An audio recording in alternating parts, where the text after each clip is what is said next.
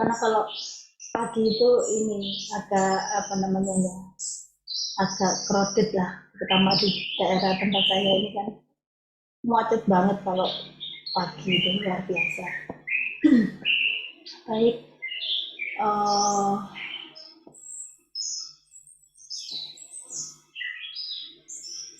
materi juga sudah saya upload ya di Hebat, nanti silakan bisa di download.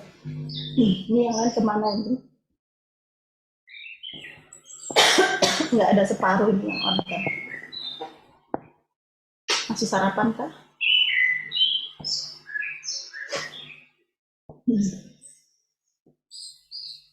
Ya baik, saya lanjutkan ya. Untuk pembahasan mineral makro hari ini, sebenarnya mineral itu kan ada banyak ya.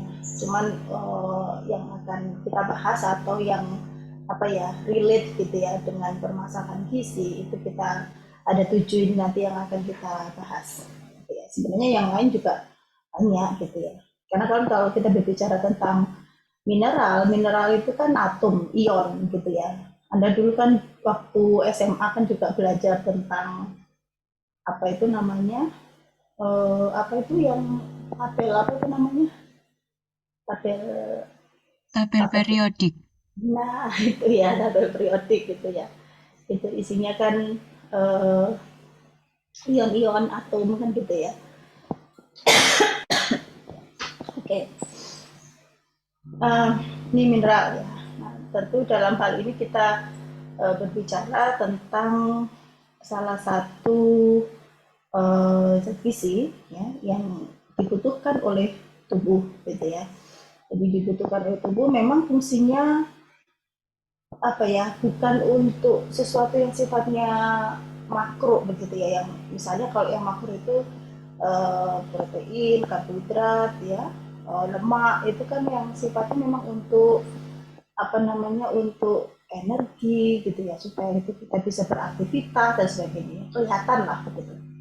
Tapi ketika kita berbicara tentang zat gizi mikro, gitu ya, dalam hal ini zat gizi mikro itu ya vitamin dan mineral.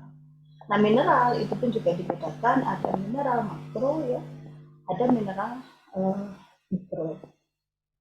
Mineral mikro belum ya? Minggu depan kayaknya ya.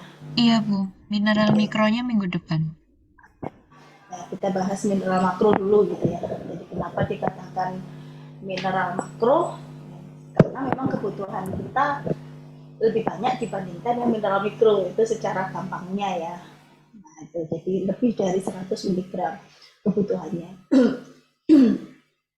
Kemudian eh, walaupun dibutuhkan dalam jumlah yang sedikit ya, mineral itu penting untuk apa? Untuk pemeliharaan fungsi tubuh, ya, untuk membantu metabolisme ya, kemudian juga di tingkat sel. Jadi sifatnya memang lebih ke sana gitu ya untuk mineral.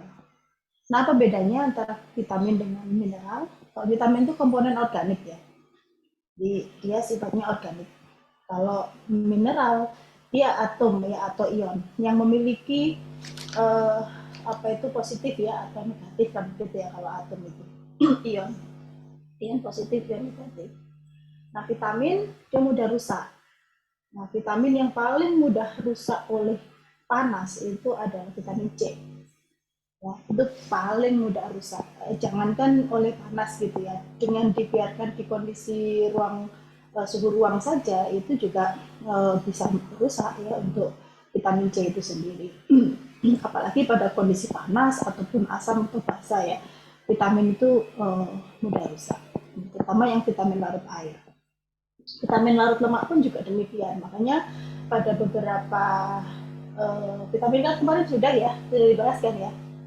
Nah itu kalau vitamin Anda nanti bisa pelajari lebih dalam lagi ya. Kenapa kok misalnya dalam minyak goreng ya, yang Anda tahu dalam minyak goreng itu ada fortifikasi vitamin A, ya kan?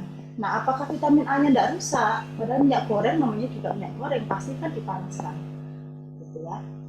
Nah apakah vitamin A-nya tidak rusak? Padahal sifatnya vitamin itu mudah rusak. Bagaimana teknologinya gitu ya supaya vitamin A itu walaupun ada di dalam minyak goreng dia tetap apa namanya bisa berperan ya sebagaimana fungsi dari vitamin A itu sendiri. Jadi nggak bisa itu gimana? Itu ada teknologinya, ya, enkapsulasi gitu. Jadi vitamin A-nya itu dibuat enkapsulasi begitu ya, yang apa namanya, sehingga pada saat minyak goreng tadi itu dipanaskan itu tidak merusak vitamin A itu sendiri.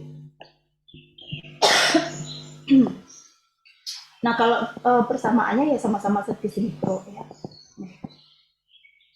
Oke, pada umumnya pangan hewani lebih kaya mineral dibandingkan nabati. Jadi kalau mineral itu lebih banyak di hewani, ya. Tapi kalau vitamin itu memang lebih banyak terdapat pada pangan nabati.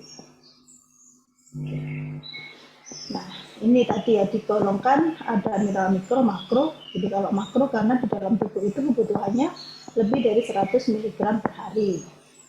Kalau yang mikro yang minggu depan akan dibahas itu kebutuhannya bahkan lebih sedikit, tetapi jangan dianggap remeh gitu loh ya. Hidden hunger itu kan juga kaitannya sama kekurangan ini kan gitu ya. Jadi itu pun juga menjadi permasalahan yang mengancam gitu. Memang tidak tampak secara secara physically gitu ya, secara physically tidak terlalu nampak kalau seseorang itu mengalami kekurangan zat gizi mikro, tetapi dampaknya ya atau implikasinya itu besar. Nah ini nanti yang akan kita bahas ya, ada 7 macam mineral makro, dan tubuh kita itu setidaknya memerlukan 20 macam mineral, ya, setidaknya itu, sehingga bukan hanya dari mineral makro ya, tapi juga dari mineral mikro. Nah, makanya kan kita ketika mengkonsumsi makanan itu anjurannya adalah bervariasi, gitu ya, supaya apa? Dapat terpenuhi zat-zat gizi ya, yang saling melengkapi antara satu makanan yang satu dengan yang lainnya. Gitu. Nah, yang pertama kita bahas natrium ya. Tentu kalau kita melihat di dalam label pangan itu pasti natrium itu dicantumkan.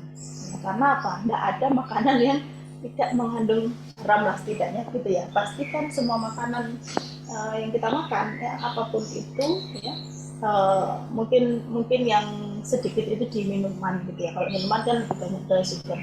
Tetapi kalau untuk makanan ya, apapun itu, apalagi makanan yang diawetkan, makanan yang kaleng gitu ya, itu atau makanan yang ya jajanan-jajanan itu ya, pasti kan di situ mengandung monosodium gitu ya, sodium glutamat gitu atau turunannya ya. Nah, termasuk sodium atau natrium itu sama saja. Nah, kita pasti bisa melihat di situ ya, natriumnya berapa gitu kan, natrium di dalam makanan kemasan. Nah, ini baru di dalam makanan kemasan. Padahal kita kan konsumsi bukan hanya makanan kemasan saja kan, setiap hari kan kita juga makan makanan biasa, mungkin makan hasil masakan rumahan kan gitu ya, atau ya makanan selingan, makanan jajanan, apapun itu pasti kan di situ mengandung natrium. Setidaknya kan pasti ada garam gitu loh ya. Garam itu kan kayak bumbu yang bisa masuk di semua masakan gitu ya. Kalau gula mungkin tidak semua masakan, tetapi kalau garam itu pasti ada di setiap masakan. Walaupun katakan kita membuat misalnya ya, menu diet rendah garam misalnya.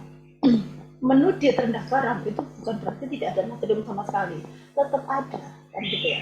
Tetap ada natriumnya, tetap ada garam yang ditambahkan di situ. Karena apa? Kalau nggak ada garam dihambar kan gitu ya.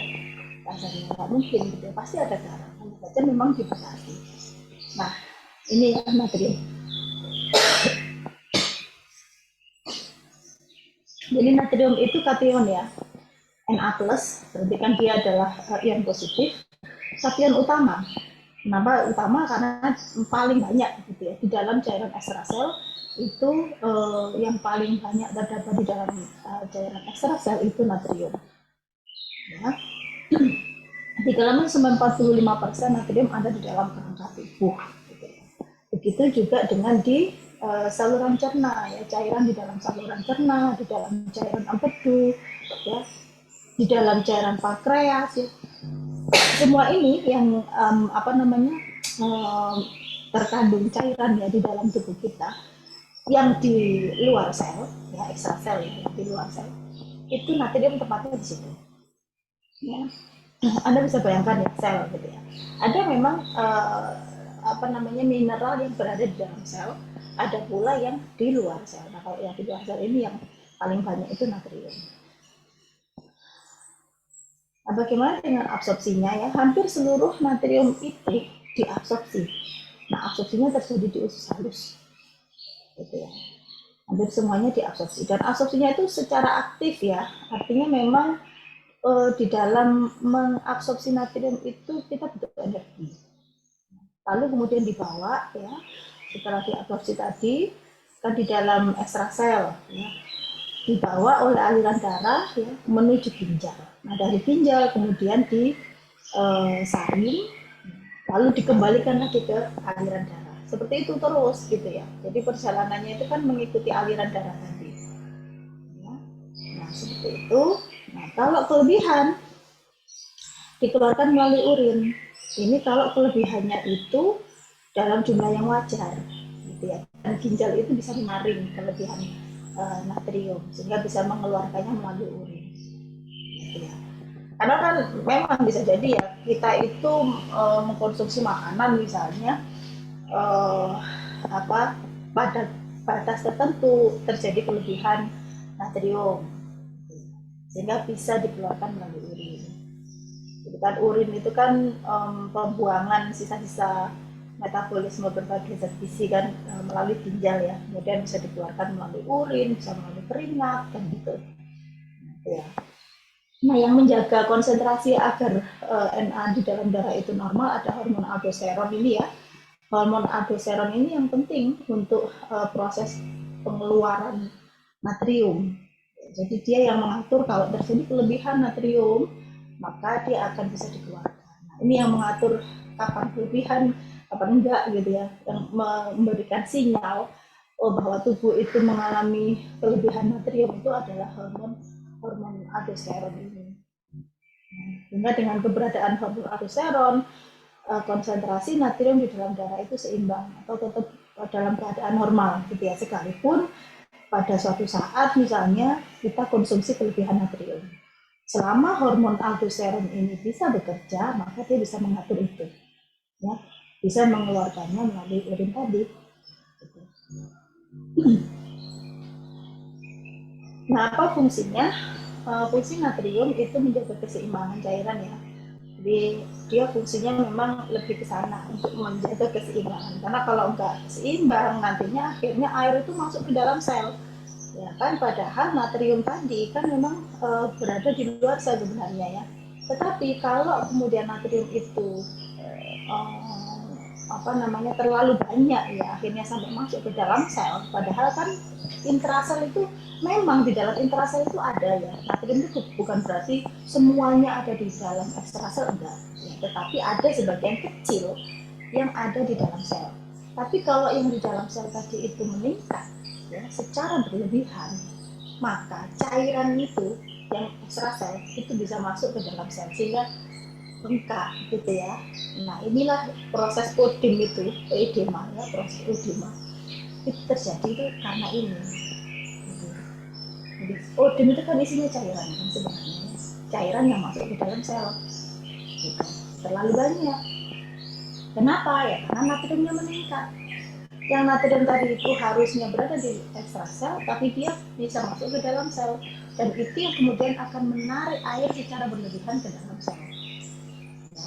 Itu proses terjadinya odem. Nah, jadi memang natrium itu fungsinya adalah untuk menjaga keseimbangan cairannya supaya agar cairan tadi itu tidak keluar dari darah dan akhirnya masuk ke dalam sel. Kan kalau cairan itu masuk ke dalam sel, yang terjadi adalah odem tadi. Ya, ini ya, jadi ada tekanan osmosis gitu ya yang mengatur agar cairan itu ya, ini kalau keseimbangan tadi dulu ya. Kalau yang mengatur yang di dalam sel mengatur cairan supaya tidak keluar sel itu kalium. Jadi fungsinya natrium sama kalium itu berkebalikan. Ya, natrium sama kalium itu berkebalikan. Kalium itu sama-sama kation juga, cuman dia lebih banyak terdapat di dalam intrasel. Kalau natrium itu kan tadi kation, tapi dia ada di ekstrasel. Lalu untuk natrium fungsi yang lain ya, selain untuk keseimbangan cairan, juga untuk keseimbangan asam basa, juga bisa berperan pada transmisi saraf ya, maupun kontraksi otot. Makanya pada beberapa kasus kekurangan natrium itu juga bisa menyebabkan kejang gitu ya, karena ini kaitannya sama transmisi saraf maupun kontraksi otot. Juga untuk absorpsi glukosa ya, sebagai alat angkut zat gizi yang lain. Nah, ini juga sebagai pompa natrium. Nah, itu natrium. Berapa keperkiraan kebutuhan? Memang sebenarnya natrium itu asal kita makan cukup saja gitu ya, maka kebutuhan natrium itu juga sudah cukup. Selama kita makan ya wajar gitu ya, cukup misalnya, itu kebutuhan natrium cukup. Memang rata-rata ini ya perkiraannya sekitar 500 mg per hari. Perkiraan kebutuhan natrium untuk orang dewasa. Ya, ini 500 mg per hari natrium. Hanya dengan satu kaleng sarden tadi saja itu sudah cukup untuk memenuhi kebutuhan natrium sehari. Padahal kita makan kan nggak cuma sarden saja ya. Hanya sarden itu tinggi natrium gitu, karena pembuatan makanan yang dikawinkan gitu ya, ada awet bahan pengawetnya di situ gitu ya. Nah itu tinggi natrium di situ. Coba Anda lihat ya. Nah, padahal kebutuhan kita itu ya sekitar ini gitu ya. Walaupun upper levelnya bisa sampai 2.400 mg natrium. Ini upper level. Ya, upper level. Kalau sudah melebihi batas ini, nah itu yang dikatakan kelebihan natrium. Tapi kalau masih di sekitar, ya walaupun kebutuhannya 500, tapi kita misalnya makan sampai natrium itu sampai 1000 atau 1500, itu it's okay, masih di dalam batas yang aman gitu ya. Nah, walaupun ya sebenarnya itu sudah berlebihan kalau pada jangka panjang. Nah itu kan yang dikhawatirkan itu kan di situ gitu ya, akan terjadi akumulasi. Oke. Nah ini sumber natrium paling banyak memang ada di garam ya, ada di garam dapur. Nah, sumber natrium ada di garam dapur, kemudian di dalam MSG, ya, monosodium glutamat itu pasti di situ ada natriumnya, penyedap itu loh ya, apapun mereknya, mau yang rasa kaldu ayam, jamur dan sebagainya ya. Nah itu di situ pasti ada natriumnya. Kemudian pada kecap, ya, pada makanan yang diawetkan ya, dengan garam dapur, contoh misalnya telur asin gitu ya, atau makanan-makanan yang di kaleng misalnya, itu sumber natrium semua gitu.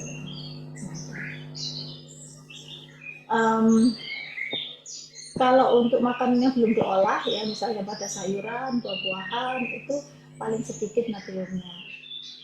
Nah, ini kan memang untuk mineral itu kan jarang ya, pada pangan nabati itu jarang sekali. Jadi dia lebih banyak pada pangan hewani. Gitu. Ini kalau dilihat dari per 100 gram bahan, teri kering paling tinggi ya. Teri, kemudian ada margarin juga ya, margarin ini ya. Kemudian ini mentega, ada ini beberapa pangan hewani yang lain ya, itu tinggi natrium. Nah apa dampak kalau kekurangan natrium? Ini menyebabkan kejang, karena nanti kaitannya sama fungsi dari natrium itu untuk kontraksi otot ya, sama untuk kerja saraf. Nah di situ ketika tubuh itu kekurangan atau kehilangan natrium dalam jumlah banyak, kekurangan natrium dalam jumlah banyak itu bisa terjadi misalnya pada saat muntah yang over gitu ya, yang berlebihan, muntah terus begitu ya, itu bisa seseorang itu mengalami kekurangan. Sebenarnya jarang ya, orang kekurangan natrium itu jarang, karena kan kita selalu makan kan, pasti di dalam makanan itu kan pasti mengandung natrium. Jadi jarang, kecuali kalau misalnya ada kejadian-kejadian misalnya ini yang sesudah muntah hebat, diare hebat gitu ya, pada orang yang berkeringat itu berlebihan misalnya begitu ya, atau pada orang yang membatasi yang menjalani diet yang sangat membatasi natrium. Nah, ini juga bisa ya terjadi kekurangan natrium. Nah, kemudian jika natrium dalam darah turun perlu diberikan natrium ya, dan juga air untuk mengembalikan keseimbangan. Ini kan kayak oralit itu kan ya. Jadi oralit itu kan cairan gula garam ya. Oke. Sebenarnya itu ingin menambah elektrolit aja ya, terutama di situ adalah natrium untuk mengembalikan keseimbangan pada anak-anak kasus diare misalnya dengan diberi oralit gitu ya. Tapi juga bukan kelebihan natrium ini juga ada dampak gitu ya, levelnya ya sekitar 2300-2400 tadi yang saya bilang ya, itu upper level untuk natrium per hari gitu ya. Nah, akibatnya apa kalau kelebihan natrium? Bisa menimbulkan keracunan ya, pada keadaan akut dapat menyebabkan ödem, hipertensi gitu ya. Jadi ödem ya, hipertensi itu pada kasus-kasus yang kelebihan natrium. Terlebih kalau kelebihan tadi itu terjadi ya secara terus menerus, hipertensi itu ke situ arahnya. Oke, natrium, kemudian kita masuk ke kalium. Kalium ini sama-sama kation juga ya, cuman dia ada di intrasel. Nah, dia di intrasel. Jadi kalau kita lihat perbandingannya di intrasel, perbandingan antara natrium, kalium lebih banyak kalium 1:10.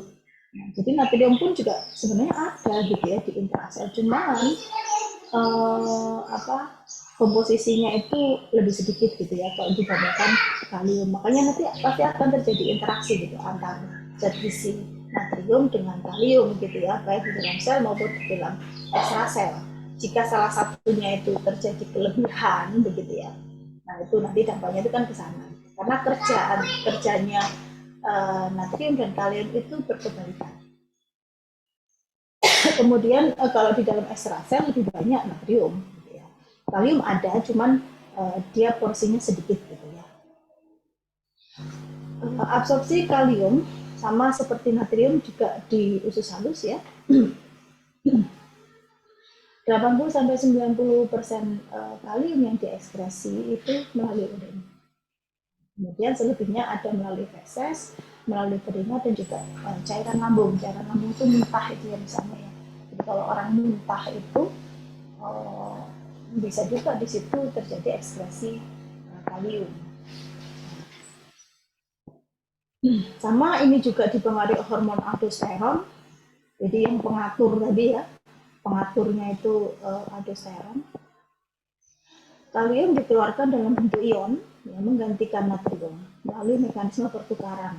Nah ini yang tadi. Jadi natrium sama kalium itu kan tadi yang saling berinteraksi gitu ya. Ketika kalium itu dikeluarkan, maka natrium masuk.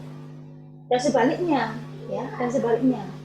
Jadi ini mekanisme pertukaran antara natrium dan kalium untuk di dalam tubuh ginjal. Itu di situ. Ini fungsinya.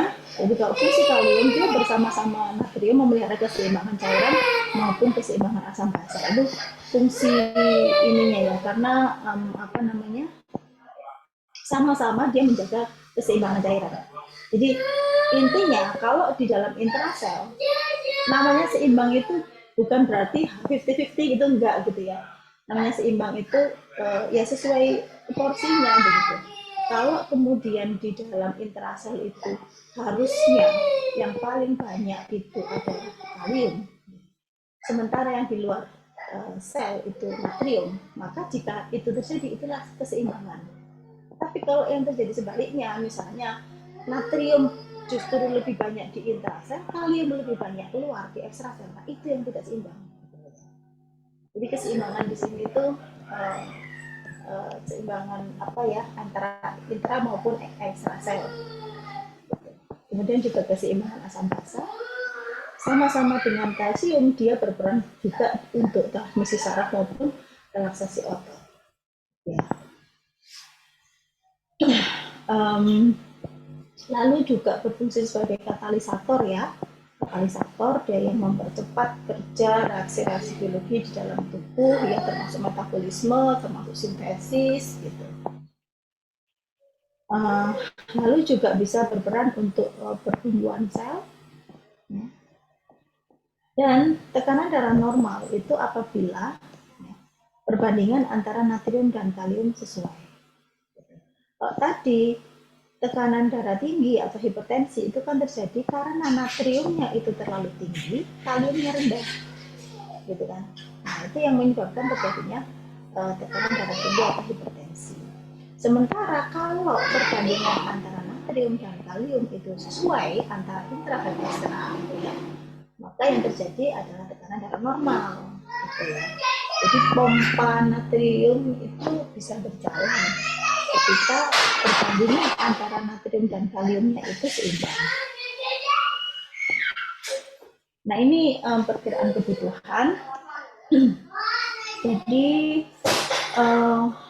dia ada di dalam bahan makanan ya, baik hewani maupun nabati. Kekurangan kalium itu jarang terjadi. Perkiraan kebutuhannya 2000 ya, 2000 mg per hari. Dan makanya kenapa dikatakan mineral makro itu tadi loh ya, karena kebutuhan kita ada lebih dari 100 mg per hari. Nah, kebutuhan kalium itu sekitar 2000 mg per hari.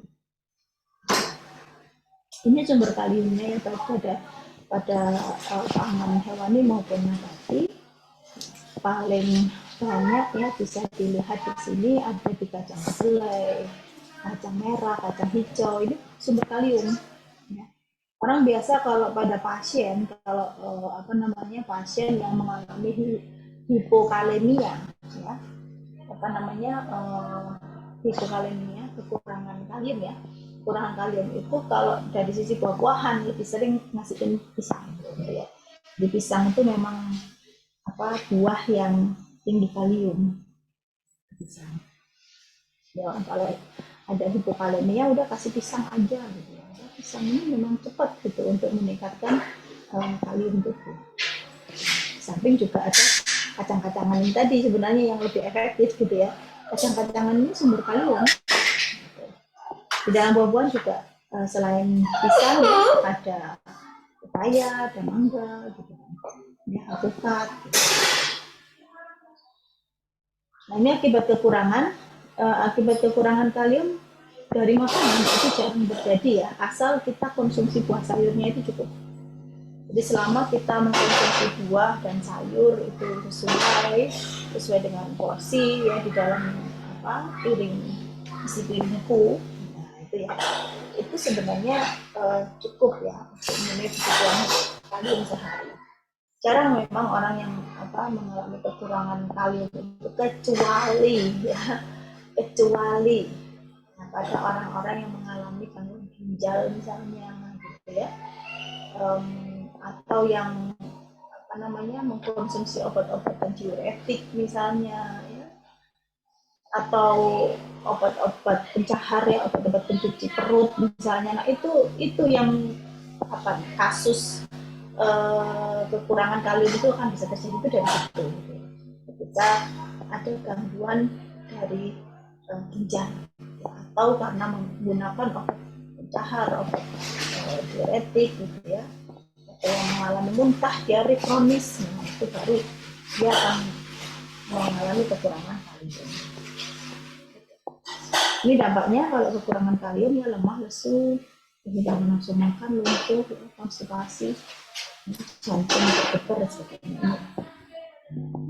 Kelebihan pun itu akan terjadi bila konsumsinya melebihi 12 gram.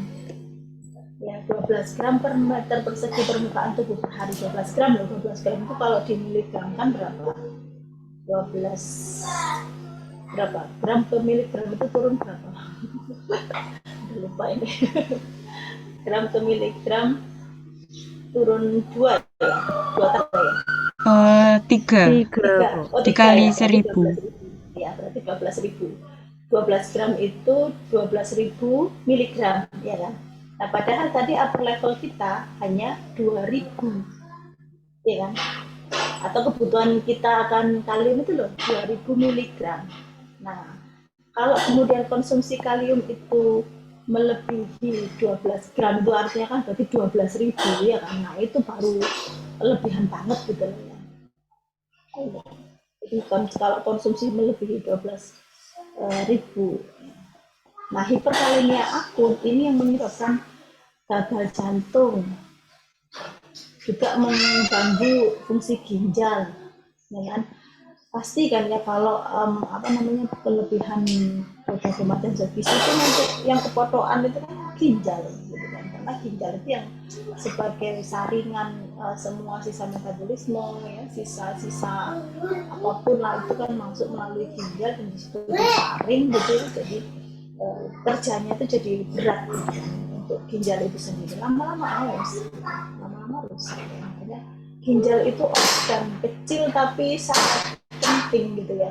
Sudah banyak sekali kasus-kasus CKD, ya kan, gagal CKD plus HD, ya kan, sampai hemodialisis gitu, itu ya gara-gara apa, ginjalnya itu tidak bisa berfungsi sebagaimana mestinya, sehingga butuh kemudian ya dilakukan hemodialisis gitu ya.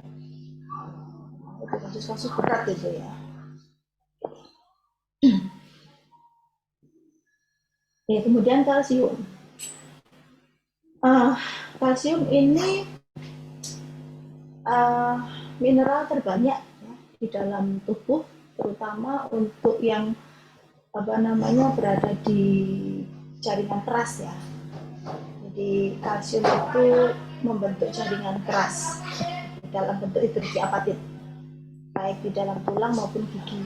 Jadi dia lebih banyak ada di sana. Kenapa dikatakan mineral terbanyak ya? Sekarang coba kita lihat, tubuh manusia sendiri terdiri dari kerangka tulang ya, tulang gigi itu kan penyokong tubuh kita ya, dan semuanya itu terdiri dari mineral kalsium. Nah, densitas tulang ya berbeda menurut umur, meningkat pada bagian pertama kehidupan, berangsur menurun setelah dewasa. Ini kalau densitas itu kerapakan tulang, ya, kerapakan tulang pada bagian pertama kehidupan atau di awal-awal masa pertumbuhan, ini densitasnya masih bagus gitu ya. Namun seiring dengan tambahnya umur, menurun setelah dewasa, bahkan kalau sudah lansia, densitas itu sudah mulai terjadi penurunan yang sangat gitu ya. Oke. Nah, ini absorpsi maupun ekspresi dari kalsium.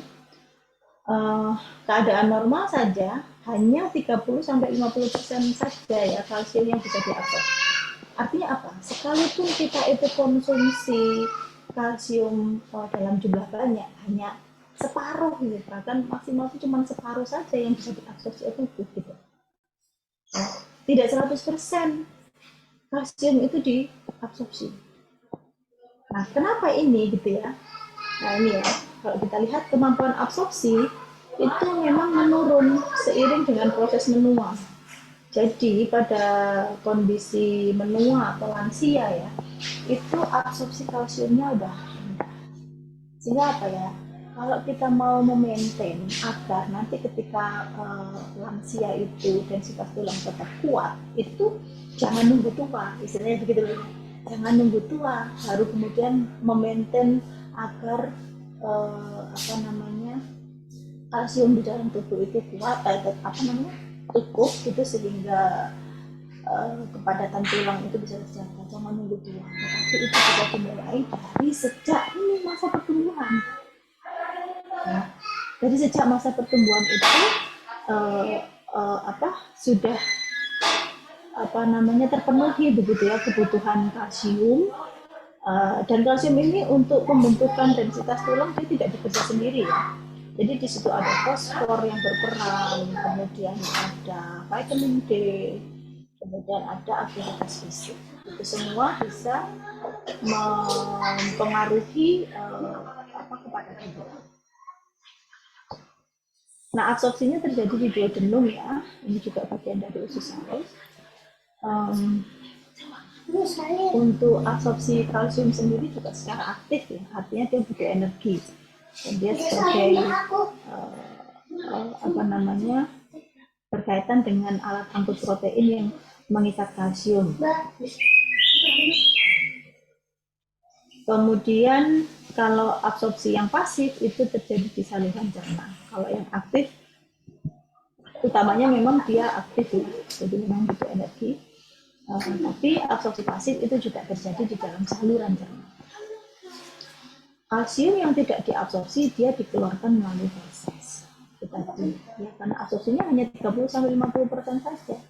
Sisanya dikeluarkan. Nah, jumlah kalsium yang diekskresi melalui urin itu mencerminkan jumlah kalsium yang diabsorpsi. Jadi kalau kita biasanya kalau mau melihat berapa sih kalsium yang diabsorpsi itu melihat kalsium ekskresi urin. Jadi di dalam urin bisa dicekkan di lab gitu ya berapa kadar kalsium yang ada di dalam urin. Nah itu pun yang mencerminkan jumlah kalsium yang diabsorpsi. Ini faktor-faktor yang meningkatkan absorpsi kalsium. Kalau kebutuhan kalsium itu tinggi, sementara cadangan kalsium di dalam tubuh rendah, maka dia akan bisa absorpsi itu lebih tinggi gitu ya, daripada 50%. Nah, kapan kebutuhan kalsium itu tinggi? Kebutuhan kalsium itu tinggi misalnya pada masa pertumbuhan, ya, pada masa lansia misalnya, itu kan kebutuhannya tinggi ya, ibu hamil misalnya ya, itu kebutuhan kalsium tinggi. Kebutuhan kalsium tinggi dibarengi dengan cadangan atau persediaan kalsium di dalam tubuh itu rendah, maka ketika kita mengkonsumsi kalsium, di situ absorpsinya akan jauh lebih tinggi, lebih efektif gitu ya ini. Kemudian juga dibarengi ada vitamin D bentuk aktif ya. Nah ini bentuk aktif ya, karena ada vitamin D yang masih pro gitu ya, yang pro vitamin D itu belum dalam bentuk aktif kan, berarti kalau masih pro vitamin. Lalu juga pada keadaan asam ya dibarengi dengan aktivitas fisik. Nah ini penting. Jadi aktivitas fisik ya baik itu olahraga ataupun beraktivitas ya kita sehari-hari ya, terutama yang sifatnya itu continuous gitu ya. Ini juga bisa meningkatkan absorpsi kalsium. Kemudian ada lemak dan juga enzim laktase. Ya, enzim laktase ini juga dibutuhkan untuk meningkatkan absorpsi kalsium.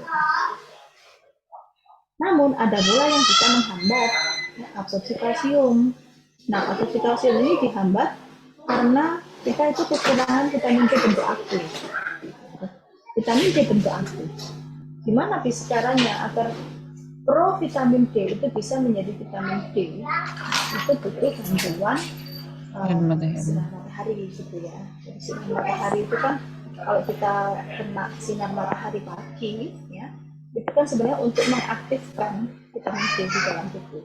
Vitamin D itu kita itu bisa mensintesis sendiri kok. Tubuh itu bisa mensintesis vitamin D sendiri ya. Asalkan itu tadi baru dia bisa aktif itu kalau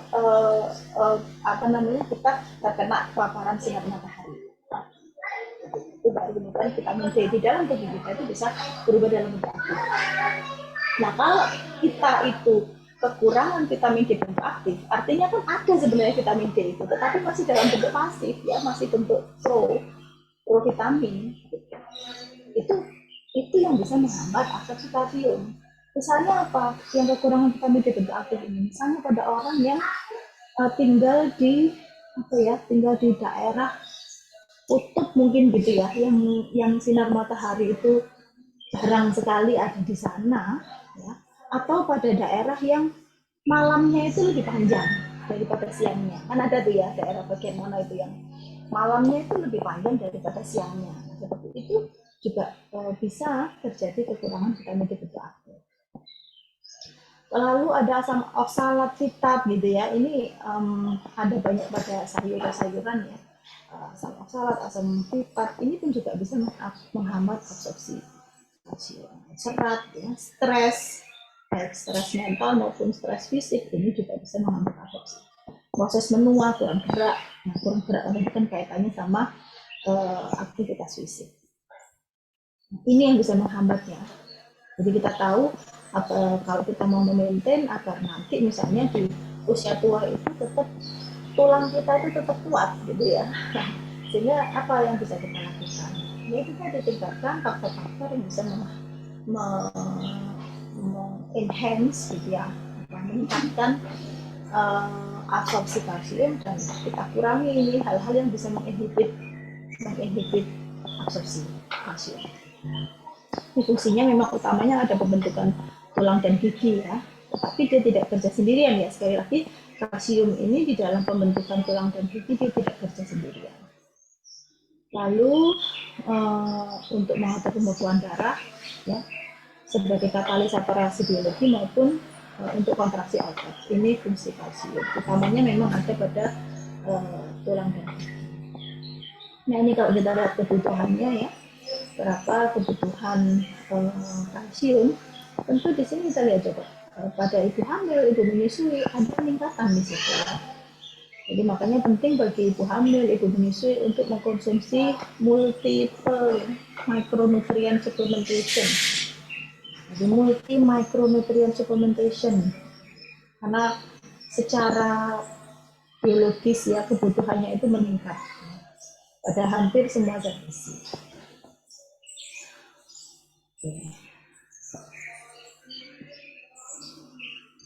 Ini sumber utama memang pada susu ya. Cuman karena kalau di Indonesia ya susu itu termasuk barang yang relatif mahal, maka bisa dialihkan, nggak harus susu ya, untuk sumber kalsium itu bisa dengan ikan yang dimakan dengan tulangnya, seperti apa, teri misalnya. Coba kalau kita lihat teri ya, teri per 100 gramnya itu mengandung 1200 mg kalsium. Ini tinggi nih. Udang kering ya, ebi juga sama ya, seperti teri, karena kan dia adalah ikan yang dimakan dengan tulangnya gitu kan. Nah itu sumber kalsium. Susu segini ya, jadi kan sebenarnya masih lebih tinggi ebi ataupun teri gitu kan, itu masih lebih tinggi kalsium di situ. Sehingga kalaupun susu itu masih menjadi barang mahal ya, bisa dialihkan ke sini gitu ya. Oke. Nah untuk serealia ya, kacang-kacangan, sayuran hijau itu selain dia sebagai sumber kalsium, dia pun juga mengandung zat yang bisa menghambat penyerapan kalsium, karena di situ ada asam oksalat, asam fitat ya, termasuk serat gitu kan. Nah jadi harus imbang gitu ya, ada yang konsumsi memang dia sebagai sumber kalsium, tapi di satu sisi dia juga bisa menginhibit penyerapan kalsium, dia bisa menghambat penyerapan kalsium. Nah itu ya, ini jangan kita mengandalkan untuk sumber kalsium itu hanya dari sumber serealia, kacang-kacangan ya, sayuran hijau bukan itu ya, tetapi sumber utamanya dari sini. Akan lebih baik kalau kita itu di dalam menu kebutuhan kalsium itu dari sini.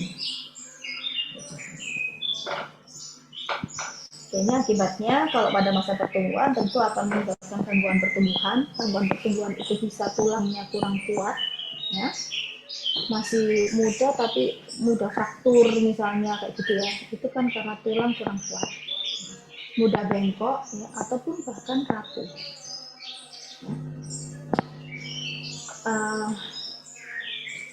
Osteoporosis misalnya ya, kalau osteoporosis itu pada lansia ya, terutama di situ ya.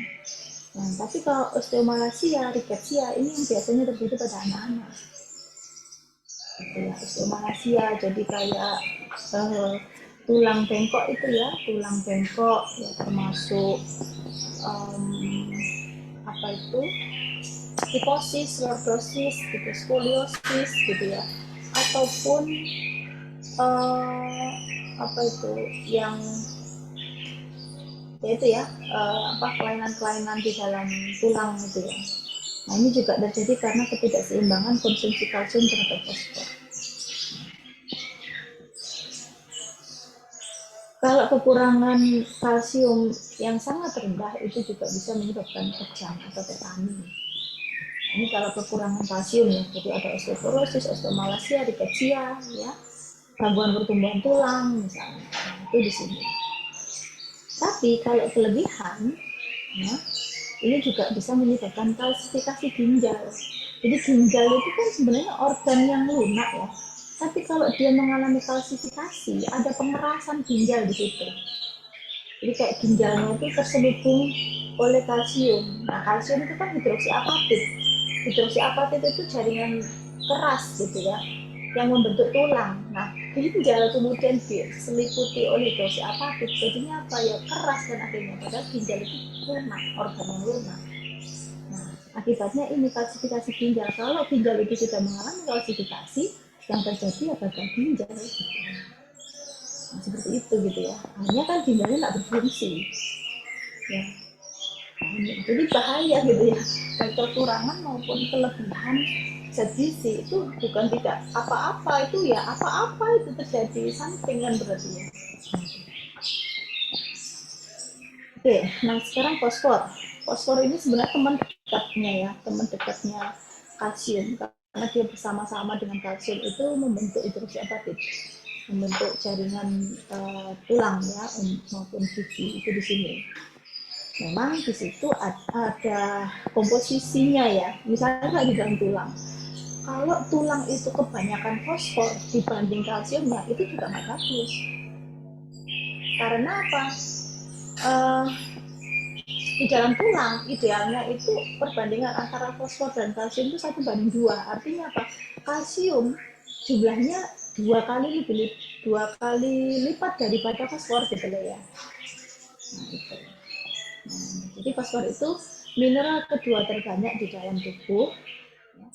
Mineral kedua terbanyak, yang pertama tadi kalsium gitu ya, yang kedua adalah fosfor. Dia juga sebagai karental fosfat, kristal dari hidroksiapatit ya, bagian dari kristal hidroksiapatit dalam tulang gigi. Hanya saja memang harus ada perbandingan tadi ya, fosfor, perbandingan fosfor sama kalsium, kalsiumnya itu 2 kali lipat daripada fosfor. Kemudian absorpsinya fosfor dibebaskan ya, dari makan oleh enzim alkalin fosfatase di dalam mukosa usus halus. Jadi dia dibebaskan ya, dilepaskannya itu melalui bantuan enzim alkalin fosfatase. Untuk fosfor sendiri diabsorpsi secara aktif maupun pasif. Yang aktif dia dibantu oleh vitamin D dalam bentuk aktif. Ya, kalau pasif kan nggak perlu butuh energi, tapi kalau yang secara aktif dia butuh energi, hanya saja pengaktifannya itu dibantu oleh vitamin D bentuk aktif, sehingga tetap ya untuk pengaktifan fosfor pun itu kita juga butuh semangat selain kalsium tadi ya, fosfor juga butuh karena yang dibutuhkan vitamin D bentuk aktif. Lalu untuk sebagian besar fosfor di darah itu sebagai fosfat anorganik atau fosfolipid, ya, sebagai fosfolipid. Nah, kadar fosfor diatur oleh hormon paratiroid dan kalsitonin. Jadi kalau paratiroid hormon itu menurunkan reabsorpsi fosfor oleh ginjal, kalau kalsitonin itu meningkatkan ekspresi fosfat oleh ginjal. Jadi ini kan berkebalikan gitu ya. PTH justru menurunkan reabsorpsi fosfat oleh ginjal, kalsitonin meningkatkan ekspresi fosfat oleh ginjal. Diatur di sini. Sebenarnya ini sama ya untuk pengaturan keseimbangan juga gitu. Fungsinya sama seperti kalsium ya, dia juga berperan untuk hidroksiapatit atau untuk kalsifikasi tulang dan gigi. juga mengatur pengalian energi. Selain itu juga bisa membawa sebagai alat transport zat gizi, contohnya lemak ya, karena lemak itu dia diangkut oleh fosfolipid. Nah, fosfolipid. Jadi ini kan fosfolipid itu fosfor yang mengikat lipid gitu ya, yang mengikat lemak. Jadi dia yang mengangkut lemak kalau di dalam darah. Kemudian juga sebagai bagian dari ikatan tubuh yang esensial ya. Ini juga sebagai pengatur keseimbangan asam basa. Ini fungsinya, tapi memang fungsi utamanya sama seperti kalsium di sini. Selain juga dia berfungsi sebagai fosfolipid. Ini kebutuhannya. Nah, bedanya pada ibu hamil dan menyusui tidak terdapat tambahan fosfor. Ya. Fosfor tidak ada perubahan di sini. Karena memang tadi perbandingan antara fosfor kalsium 1:2. Jadi yang ditambah itu kalsiumnya, fosfor enggak. Fosfor sama aja seperti kebutuhan harian, ya, baik ibu hamil maupun ibu menyusui, nggak ada perubahan, nggak ada perbedaan di situ, nggak ada penambahan, gitu ya. Nah, untuk sumbernya, dia terutama ada di makanan yang tinggi protein ya, misalnya pada daging-dagingan, ya, telur, ikan. Nah, itu yang sumber protein lah, gitu ya. Makanan yang kaya protein di situ juga kaya fosfor. Contoh-contohnya ya paling tinggi juga ada di dalam teri, ya. Sama seperti kalsium tadi ya, tertinggi juga ada pada teri, susu, gitu ya, itu fosfor. Dampak akibat kekurangan fosfor sama ya, jarang juga ya, jarang terjadi kekurangan fosfor karena memang fosfor itu ada pada hampir semua makanan baik nabati hewani. Pokoknya di situ ada makanan sumber protein, maka di situ juga terdapat fosfor. Kekurangan fosfor ya, bisa terjadi bila seseorang itu menggunakan obat antasida ya kan, untuk menetralisir asam lambung. Makanya hati-hati ya, yang memiliki apa itu namanya biasa konsumsi obat-obat antasid ya, untuk mah, sakit mah dan sebagainya kayak gitu ya, dalam jangka lama itu bukan tidak berefek loh ya, bisa berdampak pada kekurangan fosfor. Karena apa? Di dalam cairan bukan hanya sekedar cairan ya, pokoknya di dalam obat antasid itu dia mengandung aluminium hidroksida. Nah, aluminium hidroksida itu mengikat fosfor. Ya, dia mengikat fosfor sehingga nggak bisa diabsorpsi. Lama-lama kalau kita itu konsumsi obat lambung, asam lambung, obat mah ya, dalam jangka waktu lama-lama aluminium hidroksidanya kan banyak gitu ya, sehingga dia mengikat fosfor juga dalam jumlah banyak. Ya, kalau sudah diikat sama aluminium hidroksida, fosfornya nggak bisa diabsorb. Nah, jadi penggunaan obat pun itu juga harus melihat efek samping gitu ya. Makanya kan kita nggak boleh sembarangan di dalam konsumsi obat itu, dilihat aturan pakainya ya, dilihat seperti itu.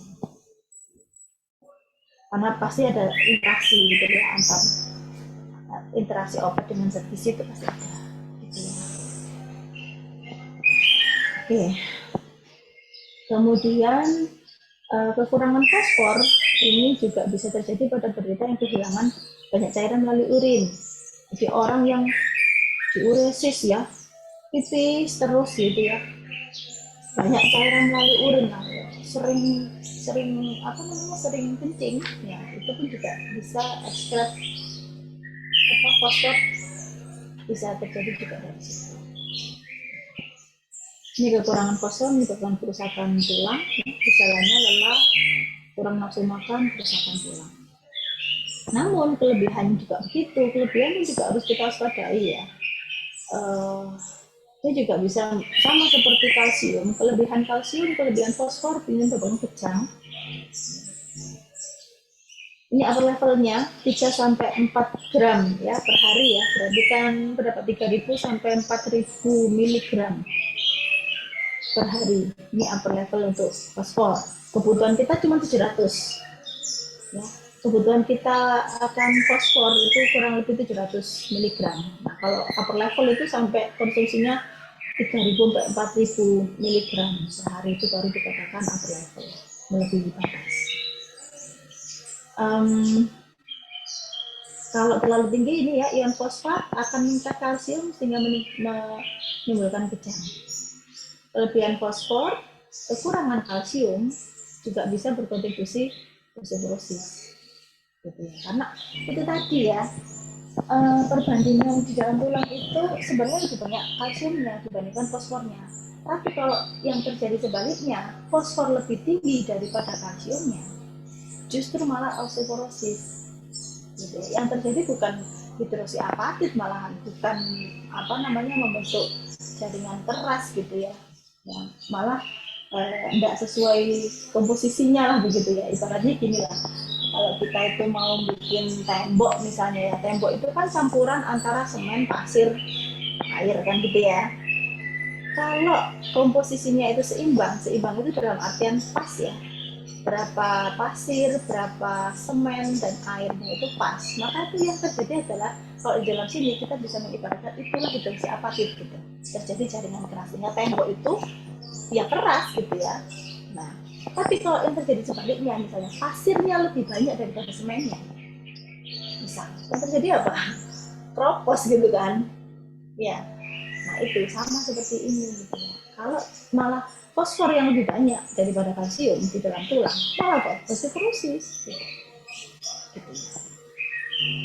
Oke, silakan ya kalau mau yang ada yang disampaikan boleh.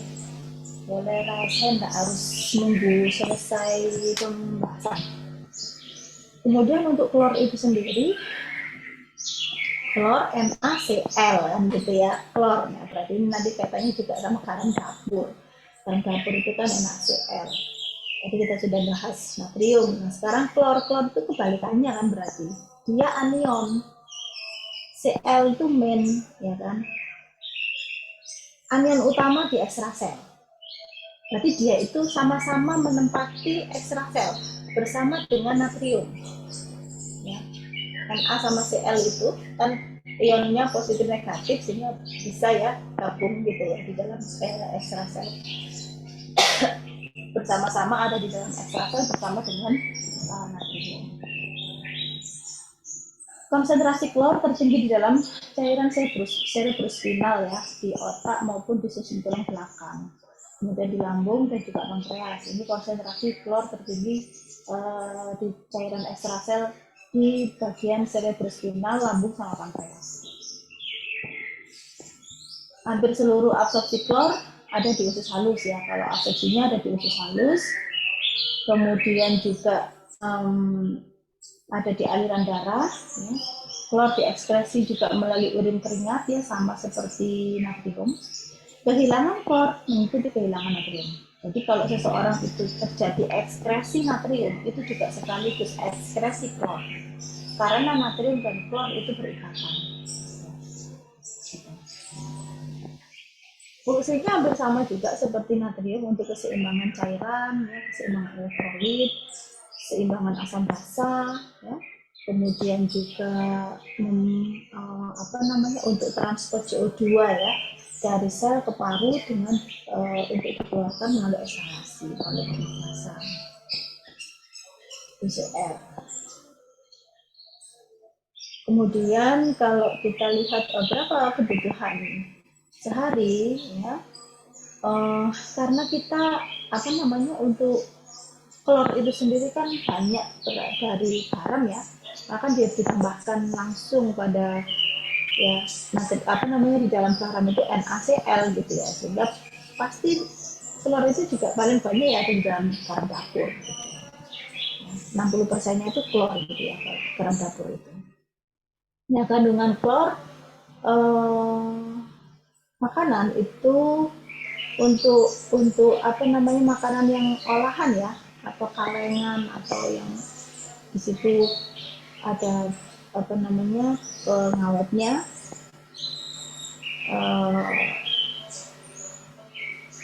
sama dengan 1,5 kali kandungan natrium.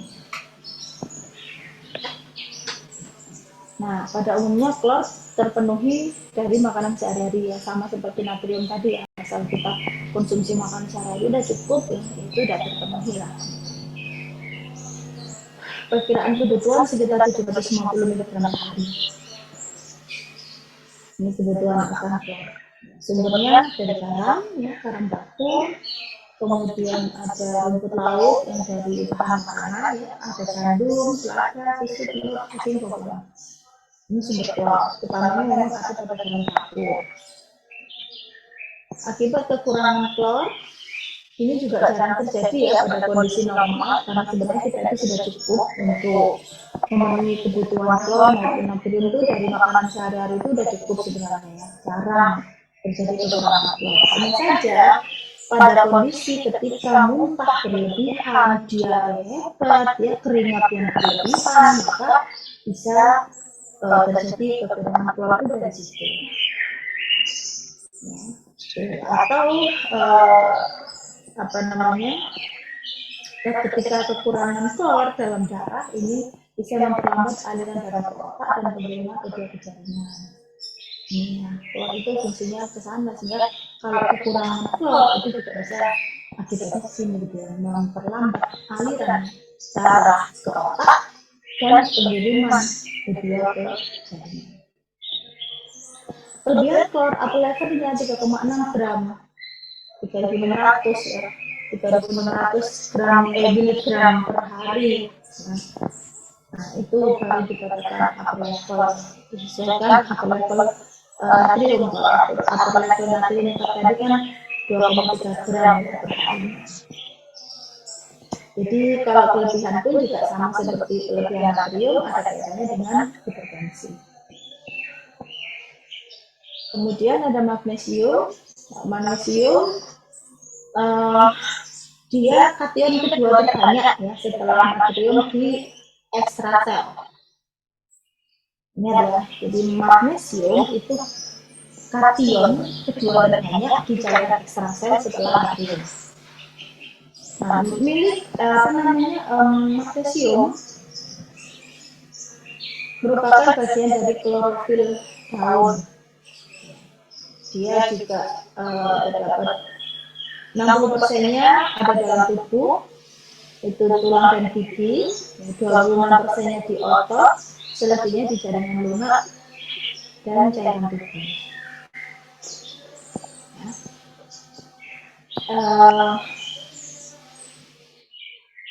Absorpsinya sekitar 40-60%.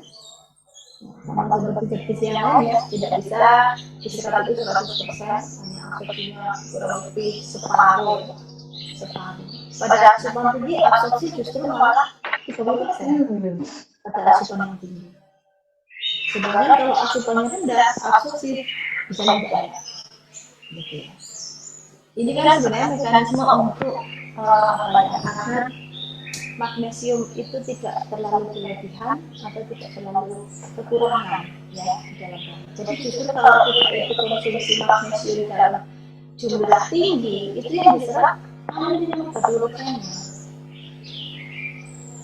Tapi kalau asupan kita itu rendah magnesium, bukan berarti magnesium tidak ada di dalam makanan yang kita konsumsi. Tapi jumlahnya itu sedikit misalnya ya, sedikit.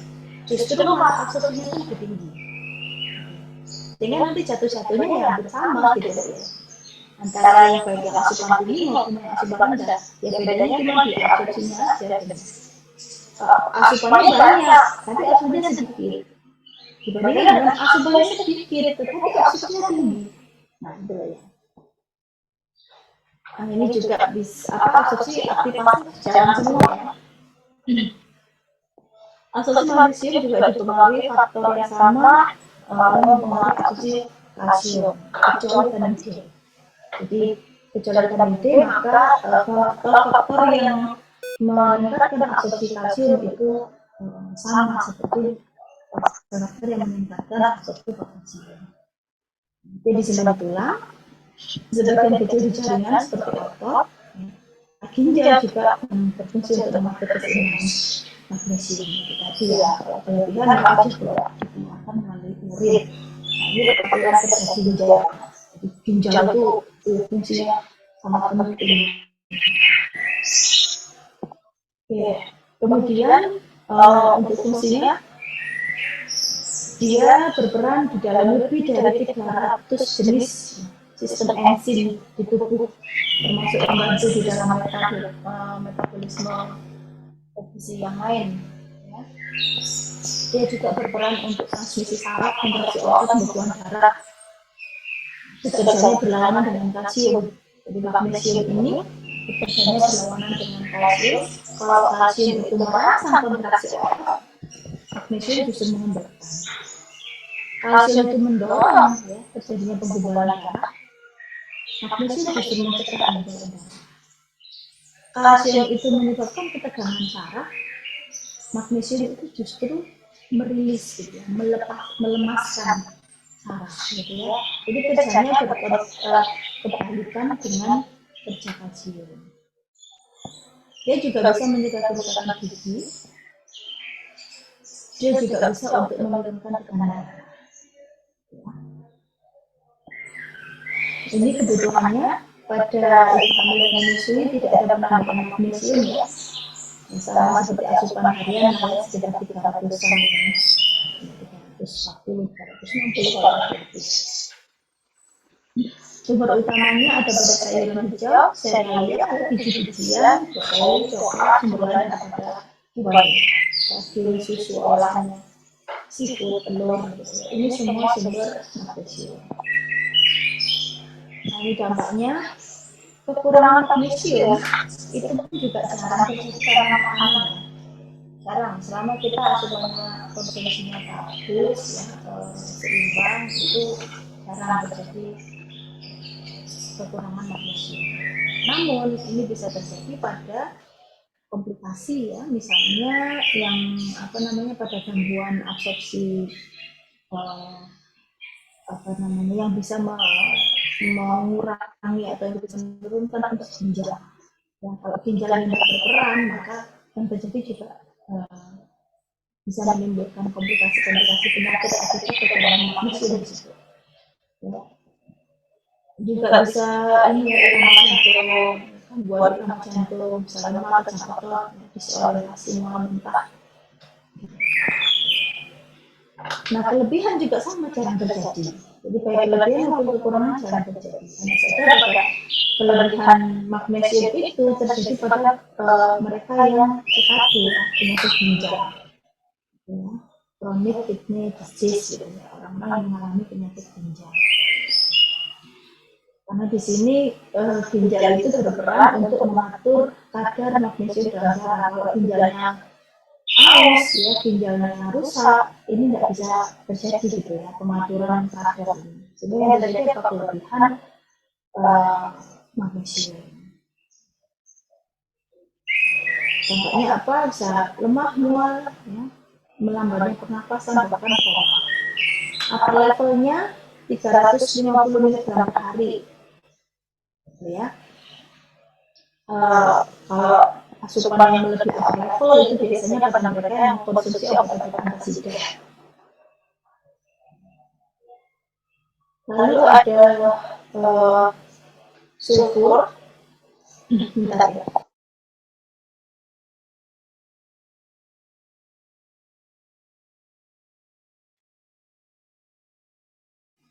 Kemudian ada sulfur. Nah, sulfur ini bagian dari zat gizi esensial. Jadi dia bagian dari protein ya, tiamin, biotin, asam amino metionin, cysteine, gitu kan.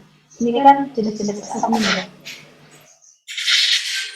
Jadi dia bagian dari zat gizi esensial itu. Nah, dia terdapat di tulang rawan, kulit, rambut, kuku, dan juga pada jaringan kita yang bersifat kaku. Kemudian juga salah satu elektrolit intrasel dalam plasma ya, di dalam konsentrasi yang rendah. Prinsipnya sulfur itu apa ya? Dia itu ya bagian dari asam amino gitu loh ya. Dia diabsorpsi sebagai bagian dari asam amino.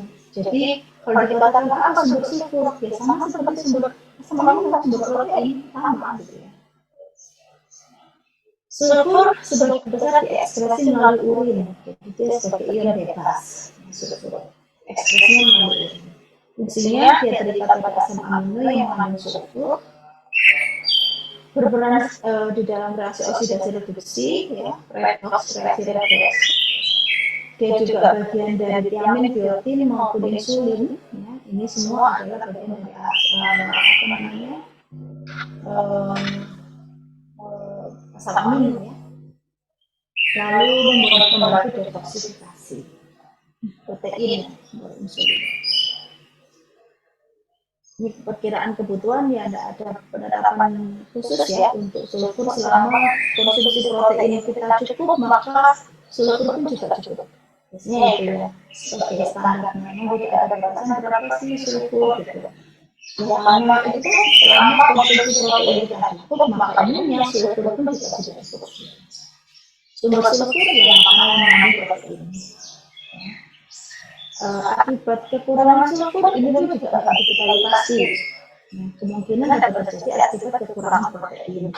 Jadi kalau kekurangan protein ya pasti otomatis di sini juga berkurang sulfur. Ya. Sampai sini mungkin ada yang mau disampaikan.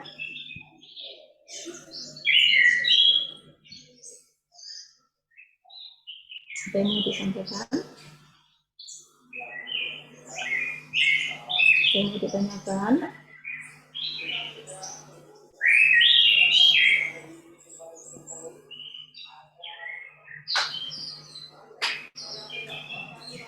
Halo.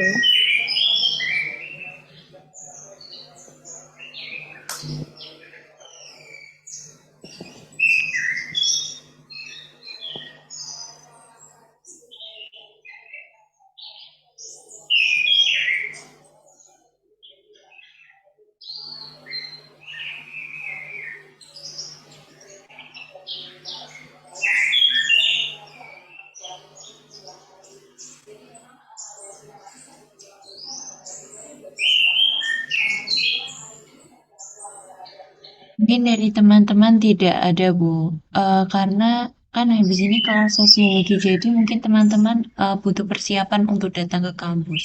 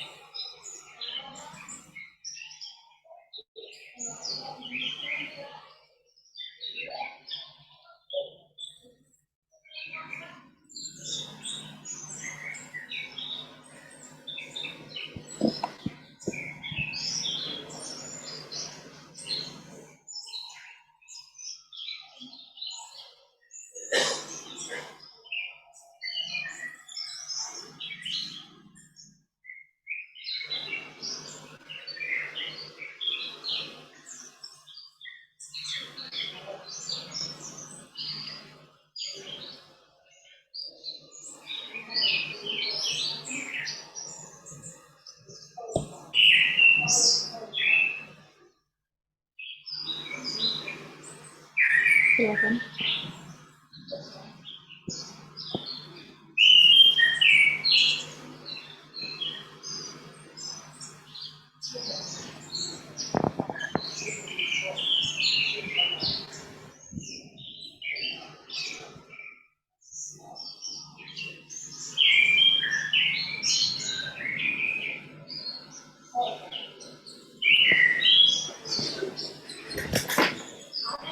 Sudah? Sebentar, Bu.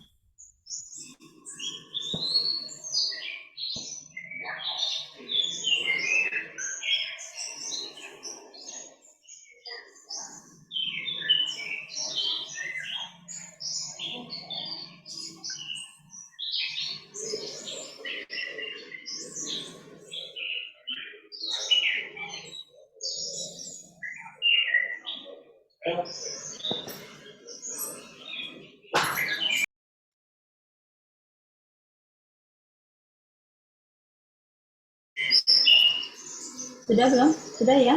Nanti bisa di versi yang belum.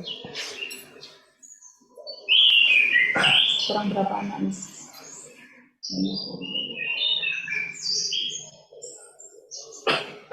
Oke. Baik, saya rasa cukup sekian untuk pertemuan ini. Terima kasih atas perhatiannya. Assalamualaikum warahmatullahi wabarakatuh. Waalaikumsalam warahmatullahi wabarakatuh. Terima kasih banyak Bu Lai. Terima kasih Bu.